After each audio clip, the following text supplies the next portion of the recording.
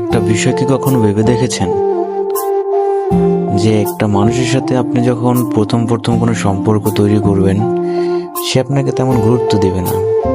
মানে এরকম কিছু পার্সোনালিটি মানুষ আছে, কিন্তু যখন আপনি তার সাথে কথা বলতে বলতে অনেকটা ঘনিষ্ঠ সম্পর্ক গড়ে তুলবেন, তখন দেখবেন সেই মানুষটি আপনার সাথে কথা না বলে থাকতেই পারবে না। এবং আপনি যদি তাকে একটু অবহেলার ক্ষেত্রে কথা বলেন বা তাকে যদি একটু মূল্যায়ন কম করেন, সে অনেক কষ্ট পাবে, এমনকি কান্নাও করবে। এরকম পার্সোনালিটি মানুষ খুবই কম আছে, যারা একটা সম্পর্ক শুরু করার আগে অনেকটা ভাবে, তারপরে সম্পর্ক করে। আর এরকম মানুষের সাথে যদি একবার মিশতে পারেন, তাদেরকে কখনো ছেড়ে দিয়েন না, কারণ তাদের মন জয় করাটা খুবই কঠিন।